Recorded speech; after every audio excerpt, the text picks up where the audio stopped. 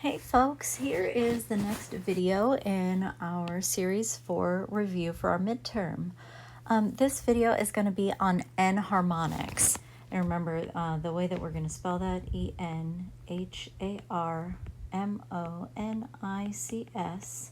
When I say enharmonics, all that I mean is two note names that occupy the same space on a piano keyboard. So that's one of the ways that I like to teach this is by looking at the piano keyboard. So if we just fill in our white keys, we have C, D, E, F, G, A, B, C, and then we'll just keep going. Okay, so we have all of our white keys, and if we go up a half step, when we raise something up a half step, we say that we sharp it. So we have a C sharp.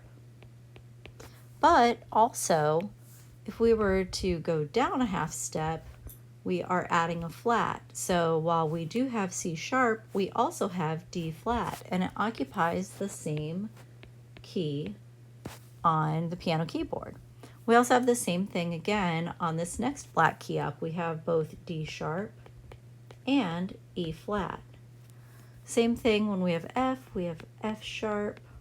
We also have G flat. Same thing here, G sharp, A flat, A sharp, and B flat, and so on and so forth. We can keep going to our other black keys. Now, it isn't just the black keys that have enharmonic names. Those are the ones that we're really used to seeing, but we also see other ones because we also have some symbols like double sharps and double flats as well. So remember that a double sharp symbol looks like an X with like kind of dots on each end of the X, and then a double flat is just two flat signs close together. And what that means is that we're raising something up not just by a half step, but by a whole step. And sometimes we have that happen as well. So another thing to remember is that in between our white keys on the piano, most of the time that's a whole step, except in between E and F and B and C. So what we have there, when we move up a half step from E sharp, or from E to get E sharp, it's also the same key as F natural. Same thing goes for when we are moving, we want to lower F by a half step to make it F flat, it has to go over to the key for E natural. So same thing happens when we have C and we want to do C flat.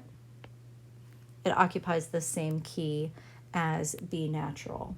Same thing when we want to raise up B by a half step, it occupies the same key as C natural. And then we can get into sort of the messy deal of double sharps and double flats if we want to. So if we want to take C sharp, and then raise it up another half step to make a whole step, technically C double sharp, if we wanted to use it, would occupy the same key as D natural. Same thing if we were to do the same with D, we could make D double sharp, right? We don't do that very often, but it's good to know that it exists. When we have double flats, that same principle applies. So if we want to go from A and then lower it a half step to A flat and then lower it another half step to A double flat, it's going to occupy the same key as G natural. So you won't always have to use these double sharps and double flats, but every once in a while they do happen. It's good to know where they would be on a piano keyboard. But you do have to use, more often than not, you may end up having to use like F flat or E sharp or C flat or B sharp. They do come up a fair amount in what we do. So when we say enharmonics, we just mean find, if I say, find me an enharmonic for F sharp, an appropriate answer for that would be G flat.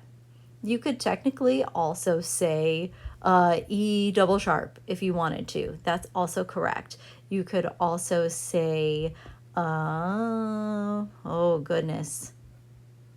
No, that's pretty much what you could say. You could say G flat or E double sharp. Those are your two answers that might possibly live on this exact same key on the piano.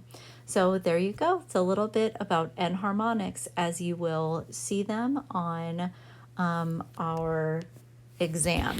What I will probably ask you is something like this, where I say F sharp, have a blank, and you would have to put in an enharmonic for F sharp. And it's just one, and you could put G flat, and that would be correct. You could also put E double sharp, and that would also be correct. Those would both be okay. All right, there you go.